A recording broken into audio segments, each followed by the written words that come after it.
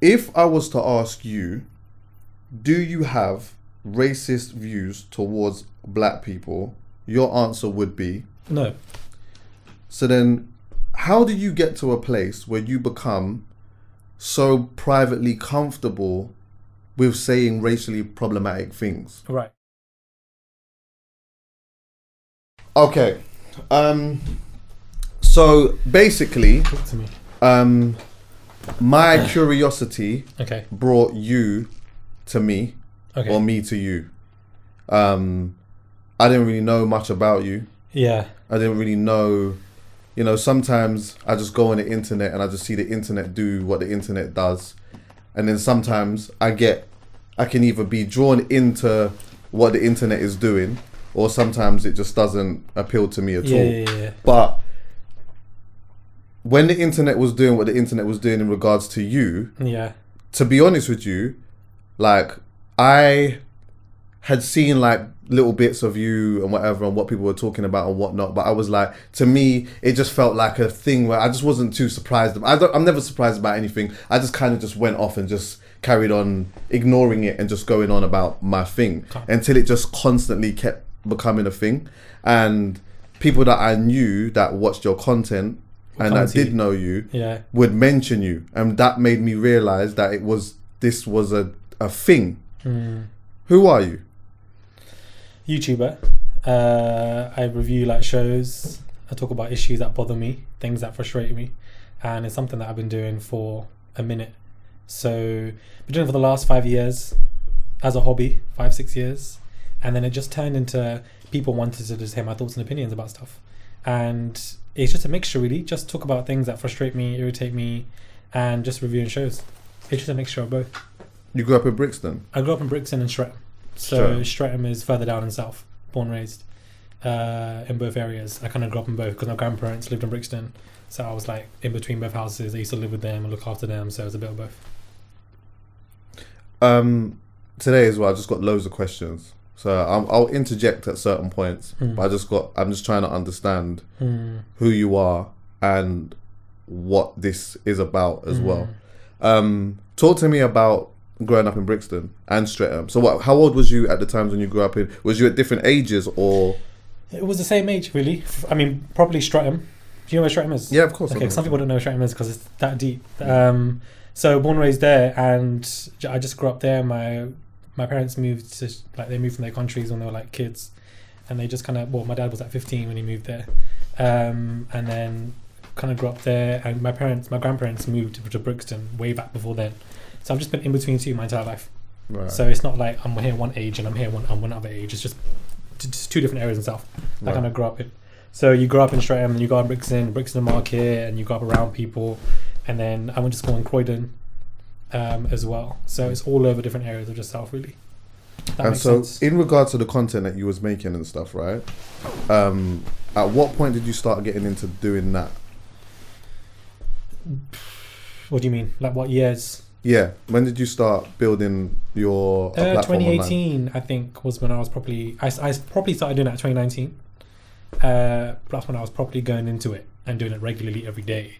But 2018 was when I was like dropping stuff here and there, and like late 2017, just around those years where I was active. But to be somebody who was posting every single day was around 2019, and then I thought, wow, like people are actually subscribing and people are watching the content that I'm putting out as well. And people could tell that I was somebody that grew up in close proximity to the black community as well, because I've been growing up in all these areas, and that's just how my friends have always been, really. So that kind of shaped my view and shaped how I acted and shaped how I just was on camera. But it's interesting. It's so interesting because is this even filming? Are you just talking? Yeah. No, okay, cool. Wow, I didn't even know this was filming. Yeah, I'm just talking. That's where. That's yeah. So, but it's interesting because I guess people don't realize where I'm from. Like when you grow up in close proximity to like a community, I feel like the expectation and standard is higher, which I feel like is justified. It makes complete sense to me. But then my identity and who I am gets washed out, and that's just how it's always been for me, really. Right. Why do you think that is? Because you're just in close proximity to other communities, and there's a majority of them. Like the school I went to in Croydon, everybody was either Nigerian or Ghanaian. Everybody was just majority West African, and then they were just like me, or just like one Italian boy, or one like this, that, and that's just how my environment was. The institution I went to really was just like that. So that's just how it really was, I guess. I don't know. You just can't really explain why you were in certain areas or why you have certain friends. That's just how you grow up. But then I get washed out in terms of my community, where I'm from, and my culture and stuff like that. So, and I feel like London is really just like that, in how different communities, like, we know of each other, but do we fuck with each other? Do you know of me? Do I know of you? Do I know how your culture operates? Do you know how mine operates? And stuff like that. We don't really know that about each other. I feel like New York is more intersectional and diverse, whereas London is more, are we really diverse? Or do we just keep ourselves to ourselves, and then there's just a few people who are just within or like around certain communities? So the majority of your friends growing up were black? Yeah. Right? And they came from obviously different African countries or Caribbean countries and stuff, yeah? Okay. And then that reflected a lot in your audience, yeah? So like, would you say that the majority of the people that were watching your audience were predominantly, or maybe not predominantly, but the people that pushed you the most were black, Asian? Black and Asian, right? Yeah. Brown and black, always. I feel like that has always been, even in America as well, because a lot of my subscribers and growth is also from the US. So it's always been black and Asian. Okay, interesting. So, and this is all off the back of Love Island, predominantly? Predominantly, yeah. Before then, I was reviewing shows as well and talking about issues and talking about, like, you know, anti-blackness within the Arab culture and stuff like that, because people from my culture don't really talk about that stuff. So, you know, people don't really, you know, mention it and discuss it. And when I do have debates and discussions with friends, as you do in your home, and they come over, you just talk about this stuff. And I thought, you know what, this is the thought in my head, why don't I just make videos about it? So I was doing stuff like that before Love Island came about. And then Love Island came about and I was doing reviews. Right. And people were like, wait, he's actually putting something out every single day. Like, it's not a situation where he's doing once. He's really trying to put effort. And then I became reliable. People would turn to me and be like, okay, like, we're waiting for his video now because we know he's coming out every single day with the video. And then that just kind of grew. And then I think I started speaking on a lot of American topics as well. Okay. Like American pop culture. So it was a bit of everything. And then politics came in. So it's not just like one finite thing. It's just current affairs. Yeah. And obviously in the US. And obviously showing your personality in the process. Yeah, as you come out, you show your personality and stuff like that. Yeah. Why did you, or what was it that made you start talking from that perspective? Like, I understand that you come from a certain environment, you come from a certain place or whatnot. Yeah. But given your experience, why did you feel like it was so important for you to discuss, you know, or even be pointing out like inequalities, or, you know, just having these type of conversations on your platforms? Like, what made you do that? Was it something that you felt like was something that was necessary for you to do, or was you doing it because you had felt as though there was a past and that you wanted to almost suppress? It's a combination. It's a bit of, like, you know, past actions that I've taken part in, and you just feel like, you know, well, you want to obviously speak on stuff, like, as we say in Arabic, ikra, which means like read, like educate yourself, right? Speak on matters and talk about stuff like colorism and racism and why, you know, is it intertwined with my actions in the past? I believe so.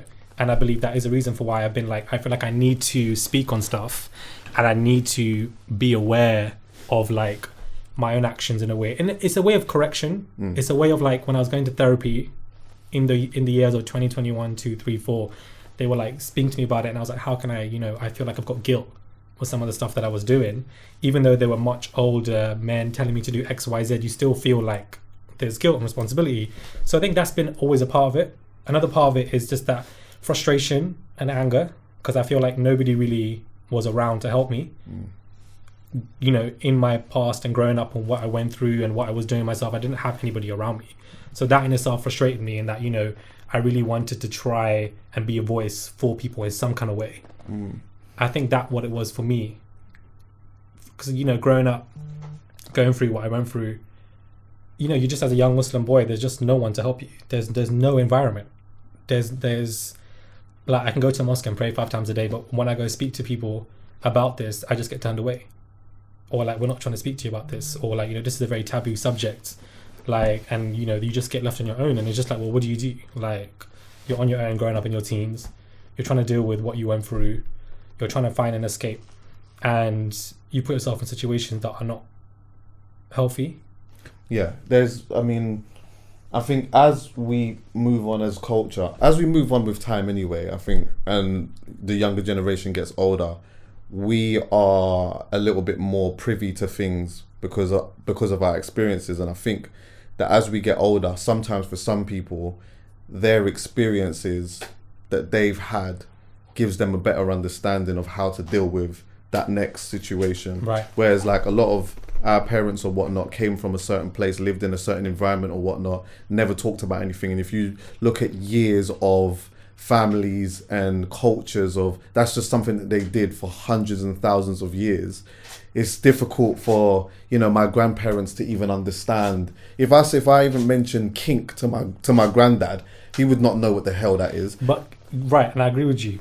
From the Arab culture and from where I'm from, that's why a lot of people are like, that. I remember I put out a video about this initially, and I panicked, and it just imploded the whole situation. And everyone's like, well, why didn't you wait and stuff like that? And I'm just like, I get it, but I just don't think that the white or the black community really understands that somebody who's Arab and a religious Muslim man now, and all of this is coming out when he's now religious, he's dealt with these things privately, he's in therapy, he's trying to correct his ways, and all this revenge porn's coming out from like 6 years ago. I'm just like panicking, like, especially as a Muslim man, we don't speak on these things publicly. We do not address. But that's not like, the Muslim element of it is one side of it. But yeah, I hear that. But you say that, but I think that there'd be a lot of people from African countries and Caribbean countries that would say the same thing. Agree. They would say that they couldn't have a conversation about, like, even still being gay and being Jamaican is not like, wild. Except it's crazy. It's insane. Like that's not a thing.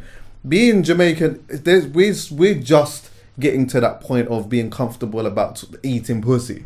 Like that is a whole thing. Yeah, it was especially in the last. Yeah. So I think even when you put into perspective of what we're talking about here, like, I don't know. I'm not going to sit here and say which struggle is worse, but I think that like it's almost the same thing in the sense that like these people have lived a certain way for such a long period of time that it's a lot of this stuff, it sounds new to them. Do you get what I'm saying? And that is it's not accepted within those cultures and whatnot. But as you get older, your understanding, if you end up having children or whatever it may be, you're going to probably be more welcome into the idea of having certain types of conversations more than your parents being that way, right? Yeah. And I think it's the same. It would be the same for a Nigerian. Correct. It'd be the same for a Ghanaian, and so forth. When did you start seeing the videos and pictures circulating again? Like, where was you and where was you? So I was at home. When was it? That day, I think it was in August. This happened like 3-4 months ago now. Yeah. I was at home when this happened, and like I just panicked. Like it was just like, okay, cool. Like I'm basically being outed in a way. Like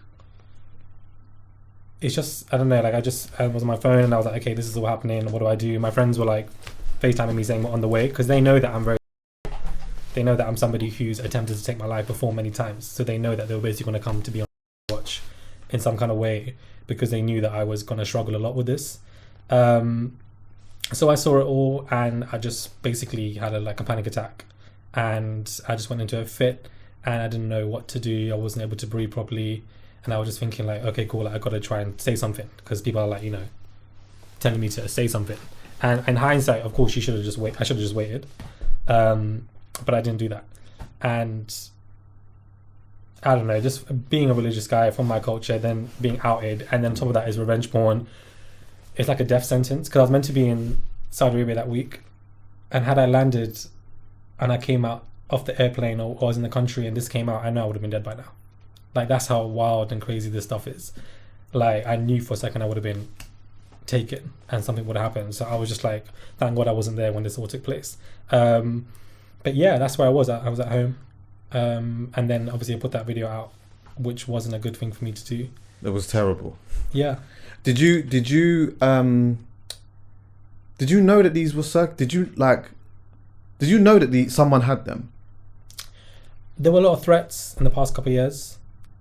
We're gonna do this if you don't come back and do what you want from me, do what I want. Were these people that you were dealing with from before? Yeah, and so they had the footage. Yeah, they're like anonymous accounts or whatever, and they were just like, if you don't do what I want you to do, and I want this stuff again, and etc. etc.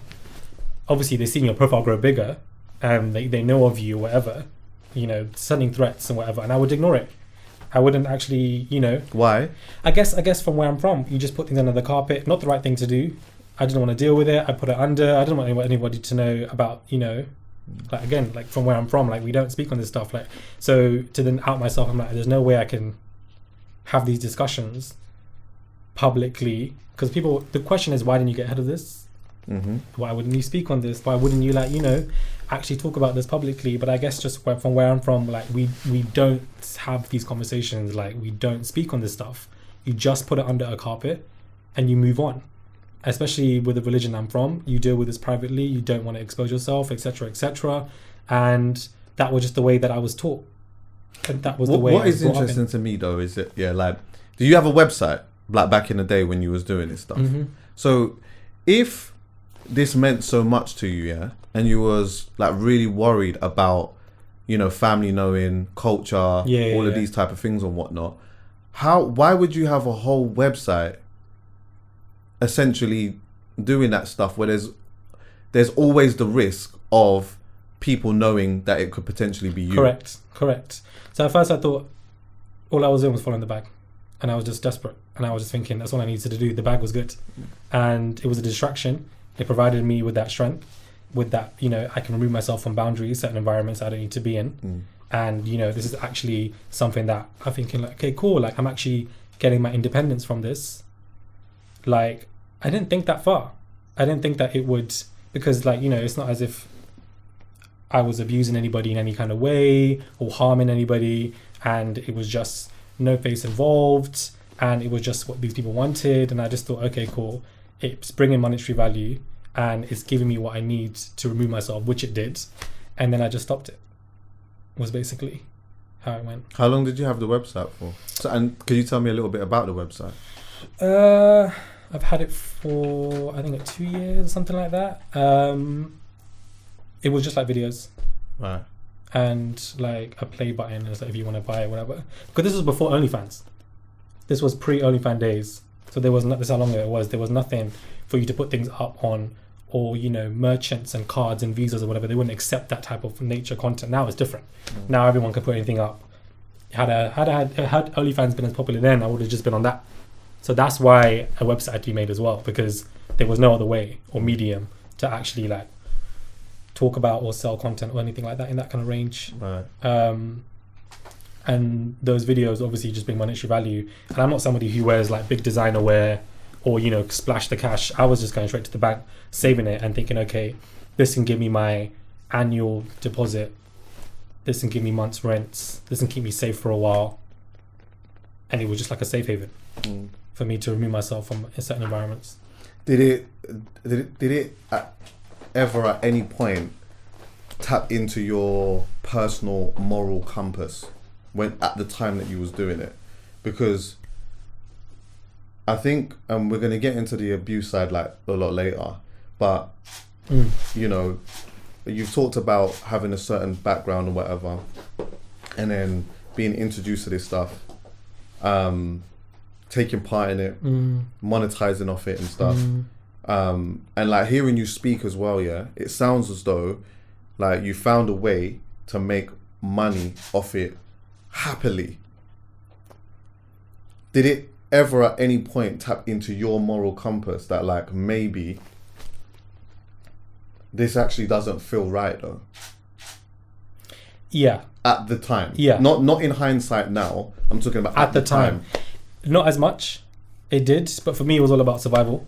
For me it was about a point where, I was homeless, didn't have anywhere to live, couch surfing, living under a bridge at certain times or between places, and dealing with a lot of physical abuse at the time. So for me, it was just, I was so disassociated that even when some of this came out, I don't even remember half of it. That's how wild it is. Like, I don't even remember doing half of it because I'm in and out 20 minutes, 10 minutes. And the majority of it wasn't race play. The majority of it was just foot content. So, you know, when I was doing all that stuff, I thinking, okay, like this is some, you know, kink, dark stuff. I'm not really massively into the aggressiveness and etc. etc. But the majority of it was just thinking, okay, you're doing it. These people want it. You're getting back from it. So that was just how my mind kind of spoke of it at the time. So there were certain aspects where things went too dark, or you're dealing with much older men telling you to do stuff, and I'm engaging in it. And then I thought, you know what, this is not me. But you know what, I'm in and out 20, 30 minutes. I'm out. So I think for me, it was so based on survival and making sure that these people don't touch me anymore. I was so sick and tired of that I was so focused on, I just need to remove myself and just focusing on being independent and doing it all on my own. That was the sole focus. So I think that was what I was more focused on as opposed to morals at a point. Because when you're trying to survive and live life, it's easier now to look back at and thinking, you know, morals, why didn't you question X, Y, Z? But when you're just running, when I'm trying to run from that and I'm just thinking on being safe, I don't realize where I'm putting myself and how dangerous it can be, because it was. I didn't realize any of that. For me, it was just bag, saving it, then I can move on. And then I moved on, then I stopped it because I was thinking I've got enough bag I can save and I can move on somewhere else. So for me, that was it. And I guess majority of it was because of what these people wanted or were asking. So it wasn't as if I was harming anybody. And that's all I just kind of thought of it. That made sense. Yeah, I hear that. But okay, so you say that it's like what those people wanted, but wasn't there an element of that of what like you wanted as well? Though? No, what I wanted was the bag. Right.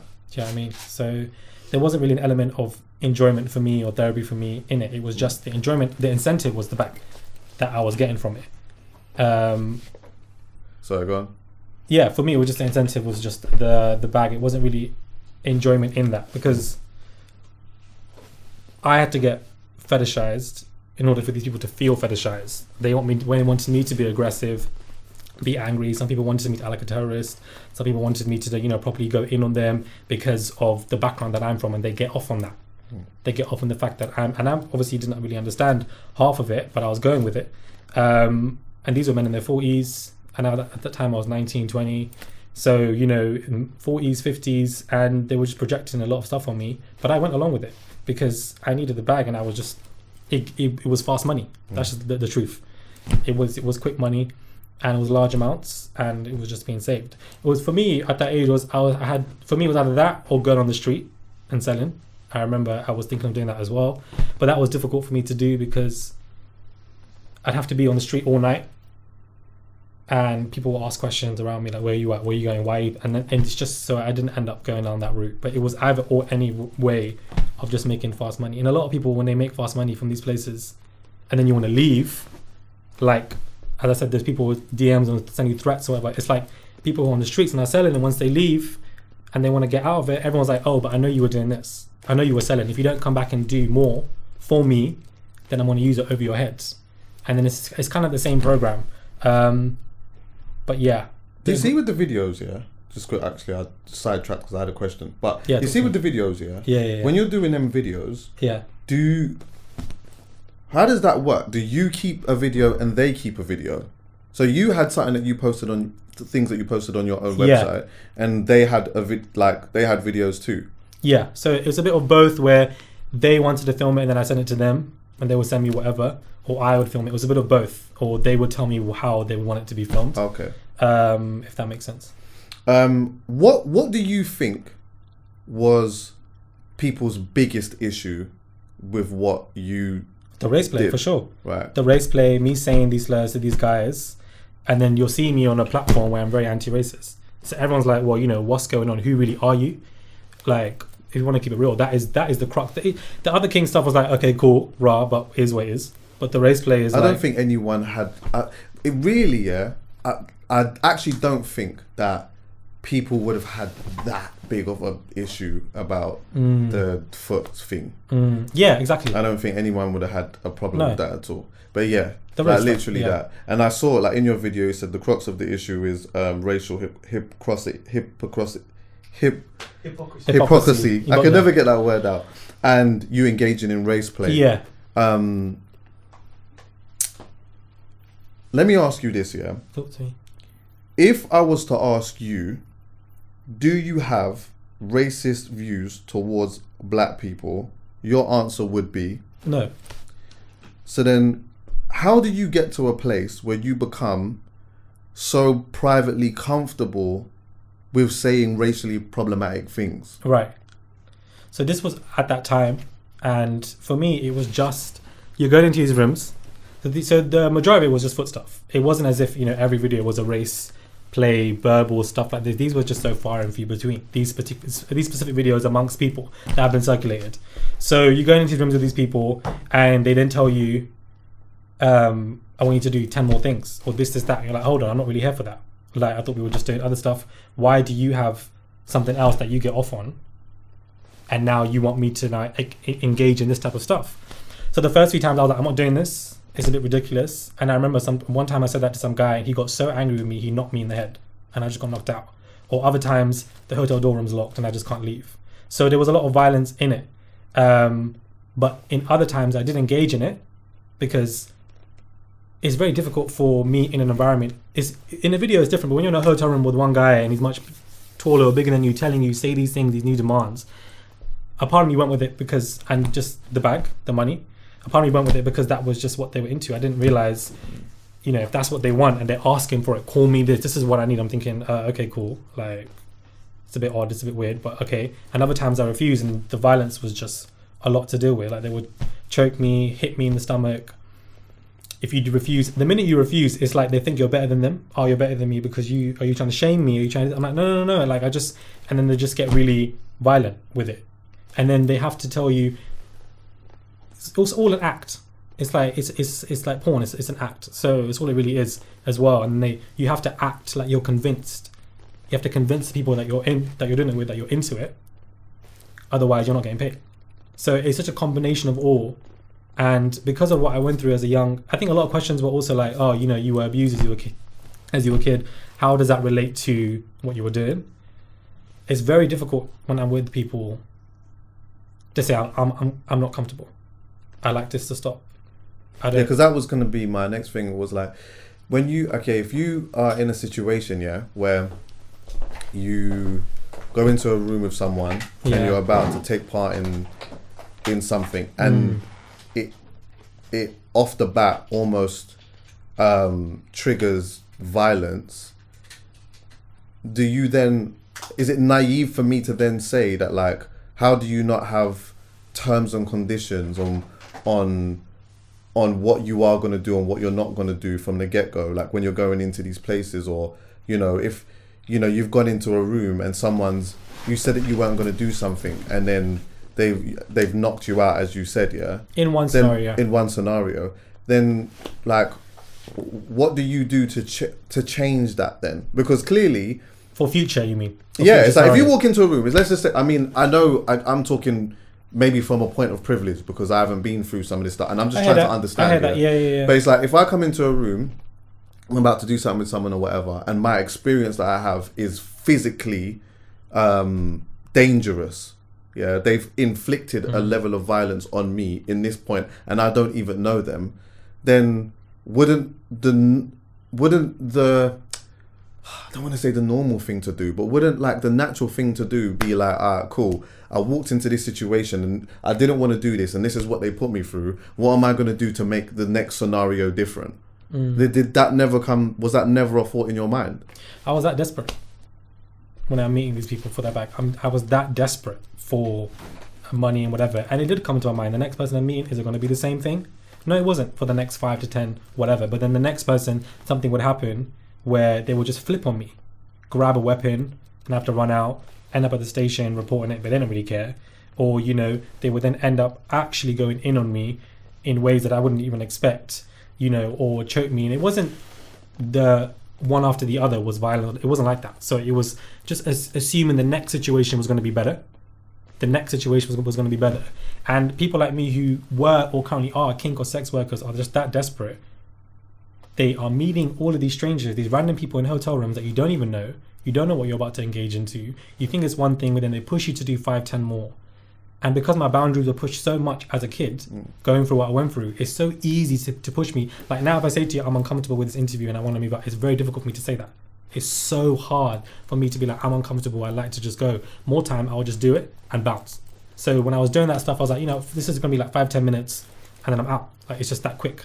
Like, it's not like, you know, in the videos it looks like it's planned and processed, and you know, yeah, it looks like there wasn't. It looks like there wasn't a gun to your head. It looks like you was very comfortable. Exactly. But that's the reflection that these people. And I think as well, that is probably another thing that some people would have a problem with, is that like maybe in analyzing some videos you might be able to see, you know what, someone's doing something and they don't even really look that comfortable doing it or saying it or whatever. But me, there's conviction. With me, there's like conviction. Yeah, in the videos, and from what we see, it looks like you are, honestly, bro, it looks like you are enjoying it. Yeah, exactly. And I think the actual act in what you're doing is just not a problem, innit? That's just whatever that is. It's the way it's the words, though. Yeah, the words. It's the words and how you say it. Do you understand what I'm saying? And that level of like, how do you come from a certain type of community and have certain types of friends and be in and amongst that and be so comfortable?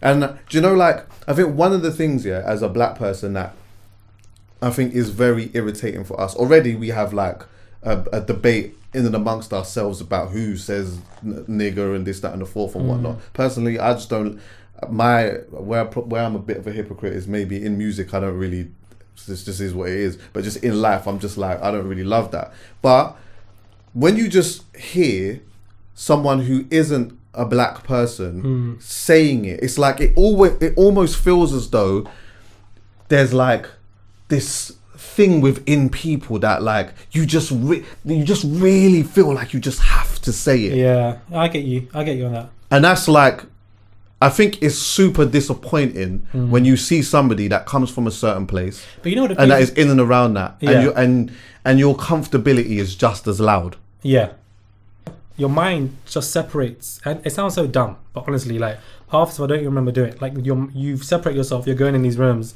but these men are saying to me, well, that specific people are saying, this is what I want you to say. This is what I want you to do, etc., etc. And you have to act like you're comfortable, because the reflection of these videos is a perspective of what these men want. It's not a reflection of my own satisfaction, because as a worker, sex kink worker, it's a paid service. So you have to act like you're into it. You have to give conviction. Otherwise, they're not convinced. They're not satisfied. They're not giving you the bag. They're not giving you the coin, and you're leaving empty-handed. Well, at what point do you say no then? Like where was your no bit then? Where was the bit of like I am not doing that? Well, stuff like that. And then there will just be a lot of violence. And then in the future, I'm just like, let me just do it. Cool. Like, I don't want to face the same thing. Like, I'm just in and out. But like, there were a lot of times where things just got a lot of physical with these grown men. And I just think that's something that people haven't really, maybe they have or not, but the fact that there's a huge age difference, you know, would this be a different conversation if I was not a boy in this whole situation as well? Like, I don't know. But me saying certain slurs here and there in these videos is definitely not a reflection of who I was then. Not is it a reflection of who I am now. I was just so focused on the money. That's just as me being honest as possible. And I just thought all my head was, these men are doing what they're doing to me and I'm sick of it. I just need to do whatever I can to just get the hell out. That was just my kind of frame of mind. So it's not how I think about people, never ever. Because as I said, it was so far and few between. There's not like hundreds of these videos of me acting like this or whatever. Do you know what though? But it's the fact that you've done it. One, bro. It's the fact that you've done it is enough. Do you know? And I agree with you. Let me just say this, yeah. Yeah. It could be 1 and 500,000. Yeah. It's just the same. Bro. Yeah, exactly. No, I agree. It doesn't matter if it's like, but that in itself shows that it's not something that I was doing out of constant, or you know, the whole stuff wasn't about race play, because it's not something that I'm just genuinely into. But people are into that stuff. They like to be degraded in that way. And that's something that I didn't realize until I was doing this stuff, that there's a lot more than just foot stuff. There's a lot more stuff these men want. Yeah. But no one cares about that though. No one cares about that. That's a different conversation. There's a different conversation. No one cares about that, but that's something that I didn't really understand when I was going into that world. I basically went from an abusive environment right into an abusive industry, not knowing who I was meeting and what they were asking me to do, and I'm partaking in it. And that's where I'm wrong. And that's where, you know, I'm responsible for. Because of the fact that I engaged in that specific stuff, and how it's, of course, you know, shocked a lot of people. And I wish I was able to speak about this earlier. I think that was what pissed people off. The fact that it's like they expected it from somebody down the road, not from me. So everyone's like, wait, what? From you? Why have you not given us that transparency? Did your friends know you was doing that? Yeah, some of my friends knew that, they knew why I was doing it, and it's more easy. Did they know that you was? Did they know to the degree though? Did they? Some knew, not everyone knew to the degree. I wasn't really comfortable telling everybody because I just felt like it was my past. I'm dealing with it in therapy. The things that I was, engaged and made to do from these people. So a few people knew here and there, not a large abundance of people. But yeah, I think a lot of people were shocked, and I wish I was able to give people transparency. But in doing so, outing myself, half of my people don't know, the culture doesn't know from where I'm from. It was just a wild conversation that I felt like I just could not have. Being an Arab person, Asian person, I just felt like there's no way I can speak about this. But yeah, I engaged in it, and these men wanted me to do it. And sometimes I said no. Sometimes I said I just need the fast money, and that's why I did it. It wasn't really a case of that's what I believe or feel. However, when somebody sees a video like that, you're just thinking, "Raw, is this what you're doing behind the scenes?" This is because of the way I'm saying it. But it's all just an act from me, or conviction, or just say what you want, and then let me just take the money and boost. Some people will say you essentially are sorry that you were caught.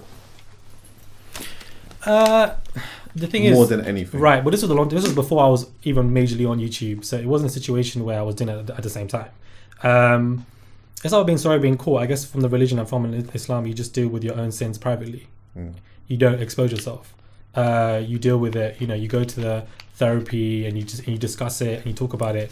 And that's the reason why I speak on colorism and educate yourself and speak on these matters, because you need to realize where you fucked up and where you've gone wrong. And I have responsibility. Therefore, if I have a platform, I'm not just going to review shows. I want to talk about the fact that certain people of color are going to struggle on these shows. I'm going to speak about the fact that why this community is going through this, or etc., because I feel like I have the responsibility. There is some guilt for my previous actions when I was 19, 20, and I feel like I need to correct it. And that was my way of doing it. The perfect way would have been transparent about it and say why I'm doing it. But because of where I'm from, I just thought I'll deal with that privately, and publicly, if I'm going to have a platform, I need to speak up. Yeah, I mean, hindsight is 2020. Yeah, I think that you would have probably done yourself more favors if you did talk about it, and then that way people can't hold your truth against you. But then the thing is, can I go and do my Hajj in Saudi Arabia? Am I allowed to go back to that country? Am I allowed to go back to certain? That was just my worry. Am I allowed to go to certain areas? In hindsight, transparency would have allowed me to take the power. I think also though, sorry to interrupt you though, but I think that maybe as you may have got older, that's the risk that you took a risk. Correct. You took a risk, innit? I agree. And with that risk, it might have meant that you can't go certain places or do certain things. So if you're living your truth, then ultimately, if it means that you can't go somewhere, you can't see family, you can't, wherever it may be, or go wherever it is that you may want to go, then so be it. Correct. And I feel like that is a part of it, but just being religious and wanting to pray and going to certain areas, and some of my family are in these countries and wanted to go and see them and stuff like that, I was like, I'm dealing with this privately. It's a risk. And I'm able to, correct my issues privately, but then able to see my family in these countries and, be able to be safe and feel like I'm not going to be taken, or etc., given the nature of the content and the background that I'm from. So I think the background and where I'm from and the culture and etc. really aided that secrecy, because, I really wanted to speak about this publicly. Did you? Yes, there were a lot of conversations with my friends that I've had, but I didn't know how to navigate it. How can you have this conversation where, because me having this conversation, I'm then going to out myself completely to my whole culture and family and everything who have no idea. And I just thought there's way too many public ramifications internally if I dealt with this publicly. So either way, I was fucked. That's just the way I saw it. I didn't know which way to go, because if my family and everything knew about this, it's going to rain terror on me. And I don't know how to navigate that. So I think that is where it really held me down, because I don't know any Muslim Arab men who are able to speak on this publicly or whatever they've done, etc., or Asian men speak on this publicly. That just really clamped me down, and I didn't know, because if I was somebody from a different demographic, if I was white, for example, I'd have that flexibility to be like, oh yeah, I was a kink worker, oh yeah, I did this stuff. There would be a lot more fluidity for me to speak on this, but I just felt trapped. I didn't know how to address it. So I thought, you know what, calm. I'm dealing with it privately. I'm closer to my religion now. I'm dealing with it in therapy. Let me just talk about the things that I would also want to talk about publicly and just keep it like that. That was the mindset. But in hindsight, as you said, the best I think would have done was just to outline everything, so nobody's shocked and you've taken the power away and people are just more understanding. But I just couldn't do it from, that's why. It's that kind of trap that I feel like I'm from. And it sounds so much lighter than it actually is. The way I'm saying it to you, just like, okay, cool, but it's so much more deeper, where I don't know if I could see my family ever again from the stuff that I was doing. And the stuff that I was doing was because I needed the bag to remove myself from half the stuff that was happening to me from what people were doing. I can't even if you said to me right now, who was it that did what they did to you when you were young? I can't even tell you that. I can't even outline where it happens. I can't outline to you such easy details that one should do. Yeah, Hardy mentioned that.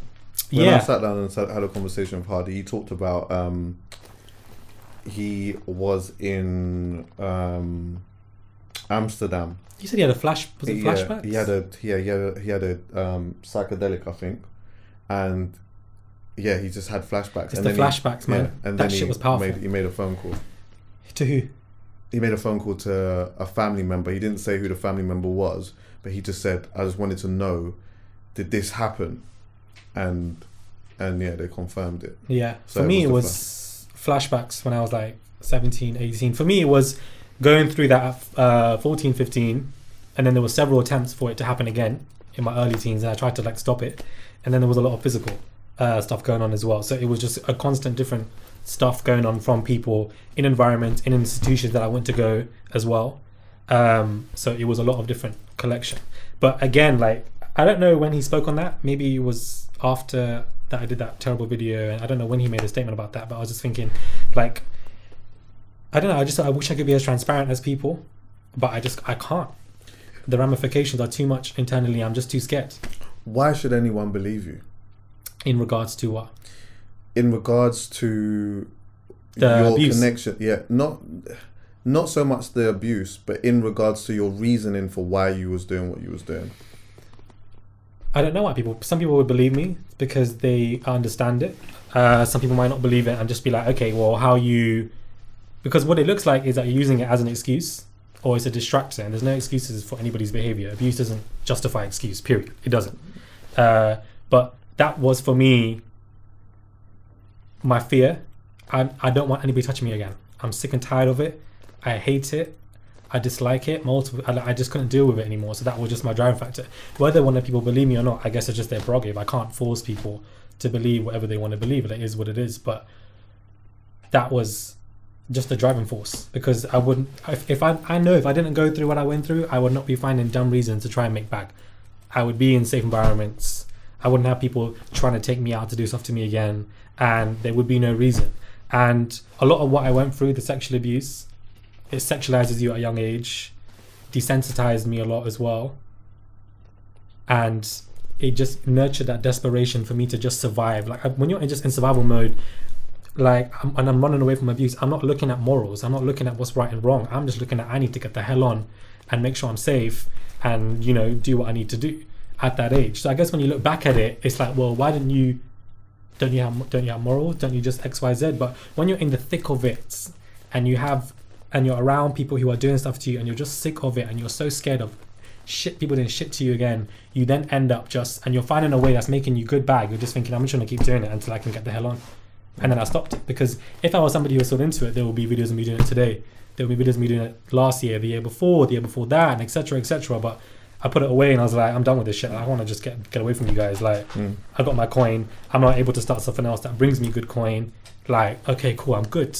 And I'm dealing with it in therapy, and I'm now more religious, and I pray 5 times a day, and I'm close to Islam, and etc. I'm thinking, okay, cool. And somebody like me anybody that goes through any form of abuse as a kid, 15, 16 or younger than that, or sexual abuse or physical, whatever, you're not going to come out and go on the right path. You're not going to be okay. There might be anything that you might do that is just wrong. Yeah, you know what I mean? I'm going to get to that actually. Yeah, so I do have I was going to move quickly, but just to push back on just a little something, because again, it's just understanding. Yeah. Like the contradictory element because you were saying about you wanted to just make money and be safe, and you wanted to get out of. You wanted to, I guess, make money to get out of the environment that you're That's in. all I was thinking of. But you see, like, you say that you wanted to be safe, but on the other hand, you talk about so much abuse in which you wasn't safe. So you wasn't safe, but you wanted to be safe. Yeah. It almost doesn't, the two doesn't sound. What do you mean? So it's like you're saying, you know what, like you was going through all these things, whatever, and you wanted to, you was trying to just put yourself in a predicament where you could be safe. Yeah. But you were still putting yourself in an environment where you're saying that it wasn't safe. Exactly. Right? Yeah, exactly. Because I was that desperate because of the incentive. The incentive was the bag, and the bag was what was going to make me have my own four walls. Right. So is that just imagination and that kind of, you know, ideation that I'm going to have my own four walls now. If I keep getting this bag, I'm going to be safe. There's going to be that light at the end of the tunnel. So I think that's what it was for me, that it was continuing. And then when I got the bag, had my own four walls, like the first day I remember I just cried to God, and I was just crying. Like I just got emotional. And I was just thinking like, yes, nobody can do, I don't want to talk about it in detail, but nobody can do specifically what they want to do to me now because I've got my own four walls. Like that was just a relief. Did you take the website down after that, or did it? Yeah, the website I think was taken down as well. It was left there for a minute, and then it was taken down. Yeah. The one thing that obviously I wanted to just be super clear in that as well is that, no one didn't. And as you know as well, like no one didn't have, and I don't think people had an issue with the foot play and stuff like that. It was just all the race play and stuff like that. The race play, and it made me think because when I was watching the second apology video.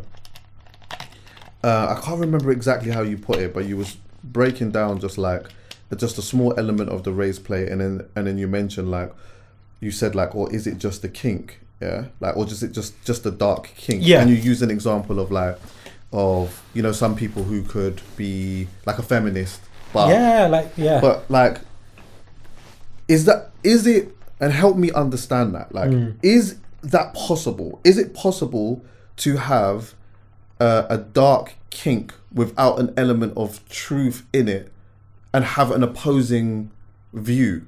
Like how does that become a thing? I think that some people can do that. Do you understand the question I'm asking? Yeah, especially from an outsider perspective, you're just thinking like, how do you say, oh, you know what, like, let's use your example as a feminist, yeah? I'm a feminist, right? But I have a kink to be misogynist, and the kink is almost a secret. So especially, that's the other thing of it as well, yeah? I think I could maybe understand it if the kink, and I know everyone is different, the world is made up of different colours, everyone does things in different ways or whatever, yeah?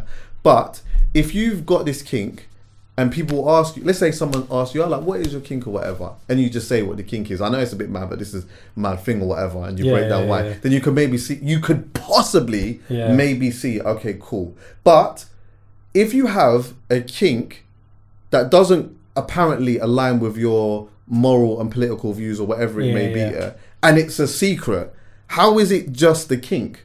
I have no idea. These are the people that are into this stuff. So when I use that as an example, I just think there are so many people who maybe they find enjoyment in secrecy. I don't know, where they just feel like, well, you know, one way or this is another way. This is all consensual. We're asking these people as a paid. That's why they hire kink or sex workers to fulfill their stuff, because it's a paid service. They paid people for these kinks and for enjoyment. And I know some kink workers who have to engage in a lot of race play. So like a lot of people are upset with me with it, but what about the men who are actually asking this stuff and why they're requesting it and what they put people like kink or sex workers through? Because for us it's just a form of work. We're just going in there doing XYZ at the time and then you're just leaving, but you're just to be clear, the reason why it's you particularly, no, of course, I mean, I get you know what I mean, just in general, kind of not just me, but like in general.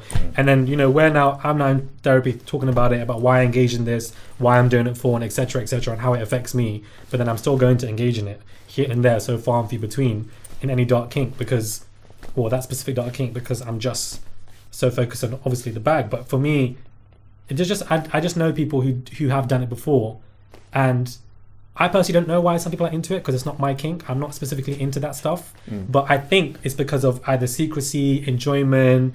They know it could be wrong publicly, but behind closed doors, it's all consensual. Do you know what? I know people that have done. I know a couple of people that like their kinks are to have women say certain things to them and whatnot. And I remember when I first heard that, like when I first heard some like couple people that I know say to me in like their endeavors that is what they like. I don't judge them on it because I just try to make it understanding. Like, why is it? What is it that you like about that? Whatever. Like, what is it you like about it? Like, what is it that you like about it? But you know what? It did make me think. Yeah. Like one day I was gonna test it. I was actually gonna test it on What do you mean someone. I was gonna say to someone, you know what? Yeah. This is my thing, and I was gonna see if she was gonna say it to me, and if she said it, I think I'd have had a massive problem. But you would have. So like, I would have, if I would have said, you know what? No, I'm not into race. There's no way. You're not but if I stuff. said to a woman, yo, do you know what, babes? Tonight I want you to call me this, that, and the fourth, like call me a nigger and blah, and we went in the bedroom, and she comfortably was saying this to me. I would have a massive issue with it, and I know that like I'm putting her in the position to say it, but you don't have to say it. But though. you would have a massive issue with it because you're obviously going to try and test it out. You're not into it. But you've got these men who are actually into this stuff, actually love it and stuff like that, where they're constantly forcing it, like that specific or here and there. You need to go do X, Y, Z. I'm not paying you. This is what I need, and I love it. So I don't question why people are into their kinks. I just, for me, it was just in and out, 20 minutes. And that was really it. And the race play wasn't the majority of any of it. It wasn't the majority. It was just literally like a handful of times here and there. That was enough still to for your character to be questioned. No. It's still enough for the character to be questioned. But what I'm saying is that, you know, it wasn't something that I was divulging in. Like that wasn't the main centerpiece of why it was all just about foot stuff. But that's what I mean by when you're going into these rooms and you're meeting these people, you don't actually know what they're into. You don't know what they're projecting onto you. They're much more older than you. I didn't realize what danger I was putting myself into. As I said, it wasn't a safe environment for me to be in, but I was that desperate to put myself in that unsafe environment because I knew that I was going somewhere else. So, yeah, I don't know why people are into dark stuff like that. Like, I don't know what it is that makes them tick. What's your opinion on kink shaming? I feel like, you know, I feel like it's interesting because if it's kinks and people are just enjoying it and it's consensual, then surely it should be okay. But then, you know, there are kinks that can be constitutes and can be abusive. So like, I don't know, it's a bit of both. I don't know what you... Yeah, what do you think when I started like reading about it, yeah, like I'm going to tell you what I feel in my soul, but I'm also willing to learn though. So there's an element of shame is not the right word. It's not the right word, yeah? But whatever the word is, someone can help me with that, yeah? But let's just say, for the context of this conversation, let's just use the word shame. There's an element in kink shaming that I think I agree with. And just maybe not the shame, because I think we can interpret shame in certain ways, yeah? But the reason why I say that is because I think it's when you're taking part in something that is enabling trauma and coming from a place of trauma. If it's purely sexual satisfaction, then that just is where it is. But if it's coming from a place of, you know what, like this is what happened to me when I was young, or this is what happened to me when then this, that, and the fourth and whatnot, then I'm like, I feel anti it. I'm like, ultimately, if I'm having an encounter with a woman, yeah, and she wants me to do some things that are tapping into something that is dark within her, which is like a kink or whatnot. No, let's, you know what? Let's get to the root of the problem first.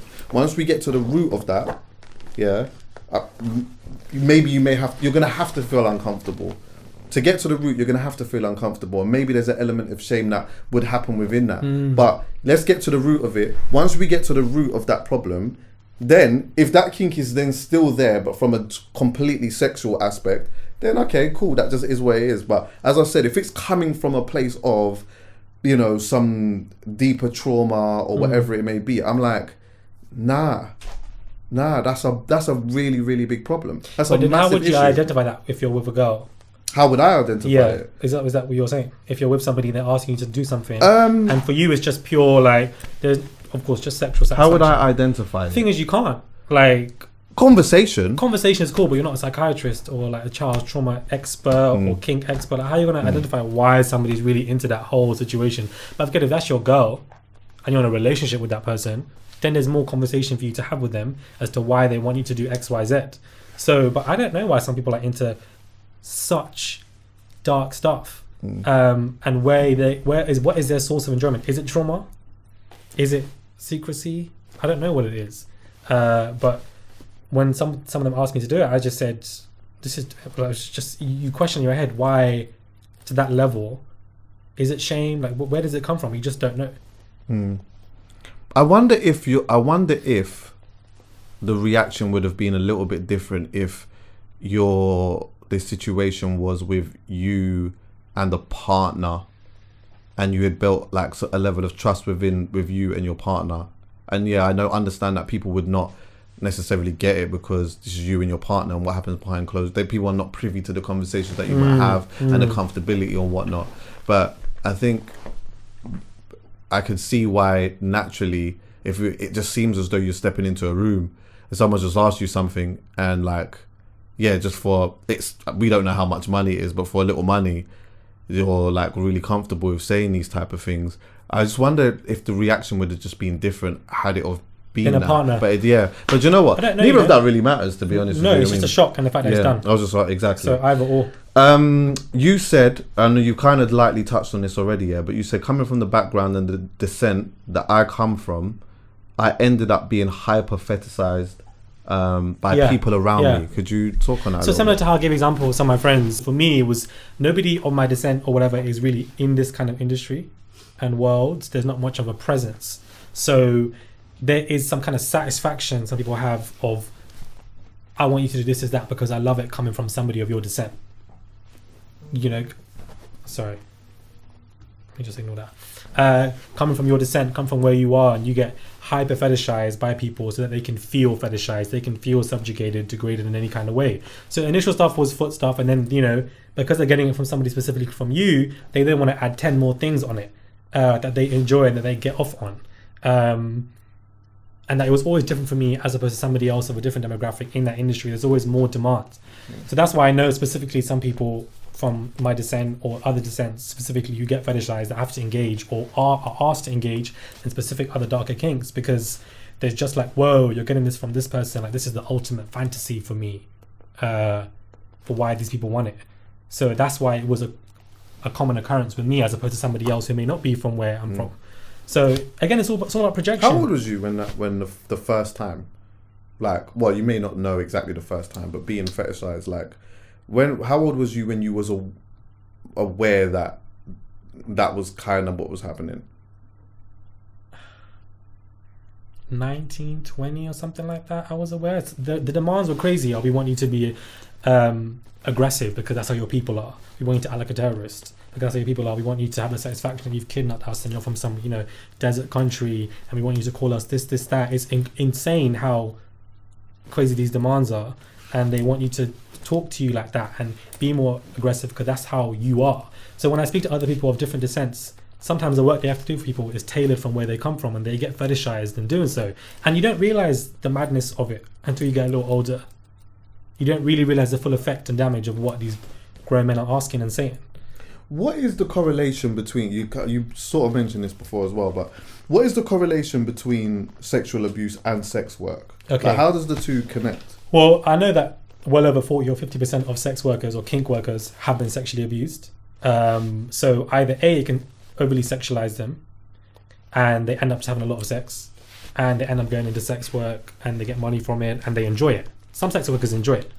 Or B, I know for my reason, because I can't speak for everyone, my sexual abuse was so graphic and constant, it put me in a position of fear that I don't want this situation to be repeated, overly sexualized the hell out of me, desensitized me a lot, and I put myself in a position to go into sex work. A lot of it is, some of it is subconscious as well, as to like, I don't know, but there is a connect between sexual abuse and sex work as well.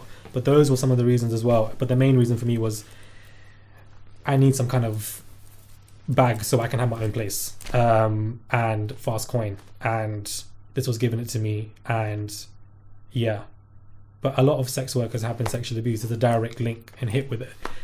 I think the way I initially presented it, it came across as if I was saying this is an excuse. Yeah, absolutely. And that was terrible. Yeah, it was the weaponizing of the trauma. The weaponizing of the trauma. But that's not what I was doing. In that video before, I was so angry that these men did what they did to me. I just wanted to let everybody know that. And in me doing so, and then not actually explaining my own action responsibility, it looks like, well, hold on. You just mentioned that and you've dipped. So, what else are you going to talk about? So I'm just so angry at what these people did and why I had to go for it and why I deserve it and why me, God, etc., etc. You just question everything. Why did people have to violate me like this? Like, I could have just been a normal kid. I feel like I'm not normal. I feel like I'm not like you guys. Or like, I feel like I want to be a normal person, have normal journeys in life, and I just don't, unfortunately, have that. 19 and 20 were very insane ages for me. That was when I was homeless. That was when I confronted some of these people and I said to them, why did you do that to me? And bear in mind, when I go therapy, some men are in their 60s and they have never actually told anyone in their life. Like, their mum and dad are dead and they haven't told anyone. And I was at that age, and then I also told friends at that age. It took me an hour with some friends sitting there. They're like, go on, what is it you want to say? It can't even come out of me. It's just in me. It fucks you up. So when I confronted these people and I said, why did you do what you did to me? Some of them were shocked. And some of them, one of them said sorry. The other one just got angry and left. And in hindsight, I shouldn't have confronted them. I was way too young, but I was just angry. And after 3 years, I did forgive one of them. I just forgave him because I just felt like, you know what, I need to let go of this. Let me just forgive you, because if I can't have mercy upon other people, how is God going to show me mercy? That's how the religion got into me, and I became more religious. And I just kind of forgave him. But I feel like I'm rambling. But am I rambling? No. Okay, cool. I feel like I'm rambling. But yeah, and then, I just felt like, okay, cool, this is where now life is going to happen. I really addressed these flashbacks that are coming. I was in the gym, I remember, and I'm seeing them. I'm thinking, fuck, like I dropped the weights one time and I was thinking, these flashbacks are really coming now. Like, what am I going to do with it? It's coming up to the surface. And once I said it and it came out, I was crying so much. Like, it was insane. Like, something just came out of me. And then I was really like dealing with it. And now I can say the word sexual abuse so easily in a sentence. But 5-6 years ago, I was a different person. Quiet, not speaking to anyone, secret, doing certain things behind closed doors, not even telling anybody. It's insane. And the thing is, because I've kept this quiet and then it comes out like this, it's not like a Netflix film where you're seeing both sides of the coin and then you can make up your own conclusion, or you're seeing the struggles with the success and etc. So nobody can make sense. Well, I mean, and to be honest, the average person is not that understanding. True, it's a very nuanced conversation. Yeah, definitely. Yeah, I get that. Sometimes I think it takes a certain type of person to sit and really unpack that and try to get an understanding of that. I think for some people, it's black and white for them. It's like, I think sometimes what we do as people, and this could be right or wrong, it's like sometimes we do judge people based upon our own moral compass, innit?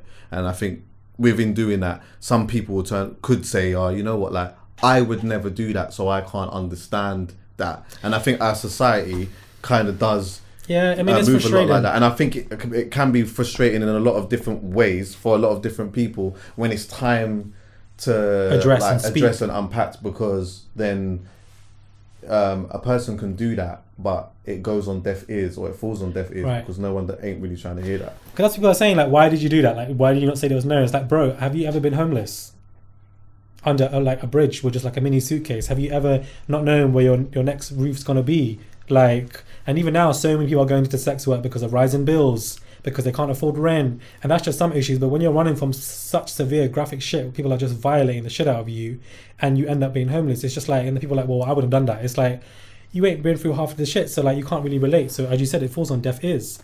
But when you're trying to explain this stuff, like now, it feels so nerve-wracking, but you have to be patient to try and relay information to people, because they're really just like, well, you're a dickhead because you did X, Y, Z. And it's like, you're not understanding or getting why I felt so hungry and desperate to just have a roof over my head, that I was just doing dumb shit for money. And that's all it really was for me. It wasn't anything more or less. And it's not like I have these,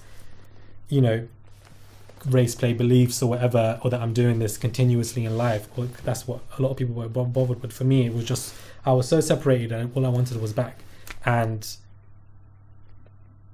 yeah, It must have been very awkward around your black friends, mate. What do you mean?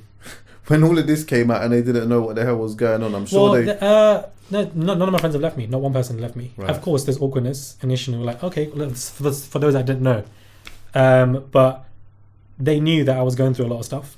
They didn't know what some, cause I didn't want to tell everyone, but they knew I was going through stuff because I'd be going through stuff every single year with this issues and etc. So they knew and were privy to it. So they're like, okay, cool. This man has struggled. Like he's not doing this shit for fun or whatever. So for some people who didn't know, there was awkwardness, but because they know who I am, we had conversations and they completely got it, understood why I was doing dumb stuff. So yeah. You said, I've got a lot of learning to do. Yeah. At the end of your apology video. From what we discussed about, you know, the regrets of, should I have been transparent about this before? I wish I was. I wonder how I could do that. Learning as well about how I can help other people. Because I know there are several people like me of color, black, brown, especially young Muslims who are going through sexual abuse, who are going to put themselves on the streets, are going to put themselves in sex work, end up doing wild stuff that they shouldn't be doing. That's going to be a part of them for the rest of their life. How can I help them? How can I provide something for them? How could I do that? I feel like now that's also a responsibility of me. Maybe that's too much on my plate. But behind closed doors, because, you know, in Islam, we do charity quietly. So behind closed doors, you know, like certain people will be like, oh, I'm going through something. I'm a refugee in this country. I'm staying with these landlords. They're touching me up. What do I do? And I'm like, here, take a bag from me and dip. And I wish I had that same kind of support or an ear or something like that, which I just didn't have. So I guess that's where my learning comes from. And just the fact that, you know, I've disappointed people. I wasn't as transparent. And especially in my initial video as well, I just panicked. I guess all of that is just a jargon of learning and how your previous actions can really shape you, especially when it comes to the public and stuff like that. I think all of that is really what I really want to do.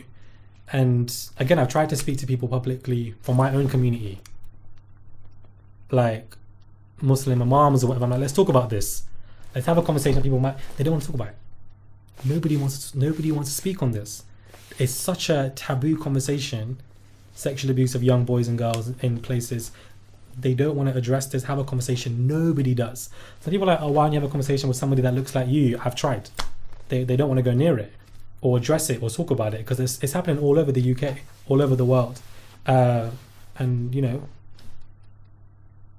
like I know I'm not the only one.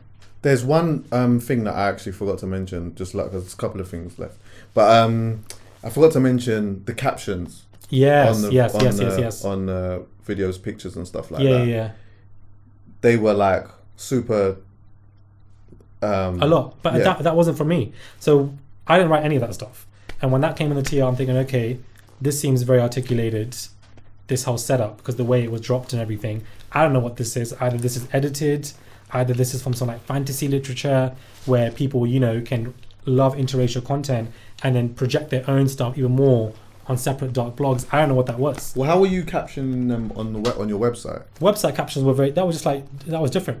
This was like it seemed like to me like it was from some blog. So they didn't copy and paste it. So it wasn't so you see you had your website and you had some of the videos and stuff on there, They didn't take the captions from the video from the website and then post them on the blog. No, they put a different captions. Oh, okay. I don't know what that was when I read it, but I was like, I don't know what this is. But from the naked eye, someone's like, well, I've seen you doing videos. How is this not you? Because to the naked eye, someone's gonna be like, well, you did that, so you've definitely done this. And they're gonna put two and two together and run with it. And there's nothing I can do about it. Apart from saying that this was not me. I didn't write any of that stuff. I didn't speak like any of that caption in the videos, that detail or novel fantasy literature. I was like, I don't know what this is. But when you put content out there like porn, people are going to take it, recycle it and run with their own narrative. And that's my own responsibility because I put it out there at that point of time. What's your objective? Where do you go from here? The thing is, I feel like I want to have conversations with people who've been through what I've been through, because I've had a lot of people message me saying, Murad, we're in your predicament, or we've been in your predicament, we've done this stuff. There's so many people out there, but there's no space for it. No one talks about it. There's so much judgment. To talk to sex workers who've been through so much and are still going through so much. Oh, we've done this. We've been in therapy. We're running from this. We know exactly what you've been through. We want to talk about our experiences and our stories. So that's what I want to do. And of course, pop culture is pop culture. So, you know, that's just, it is what it is. But that is definitely something that I want to bring to the table, because I feel like those conversations are not happening. Even to have this conversation here is just wild. It's so wild.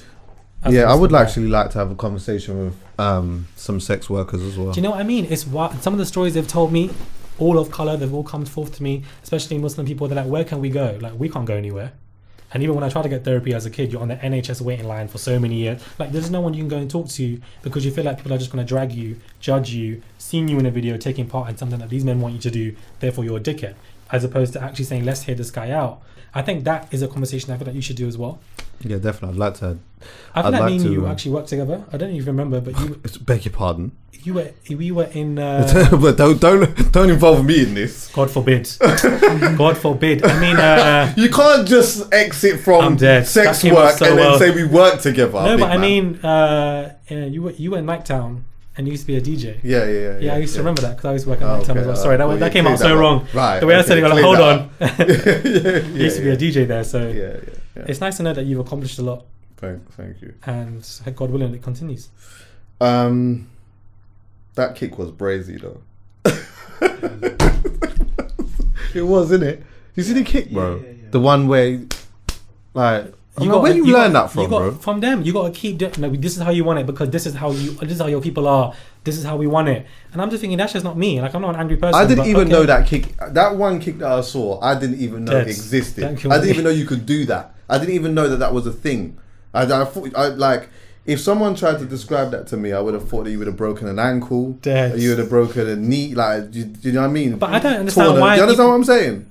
I don't understand why people like that level of violence. I don't get it. But they're just into it. I don't know why people like violence like that or treat. Like, doesn't it hurt you? Like, one man said to me, "You're not leaving the hotel room until you bruise me."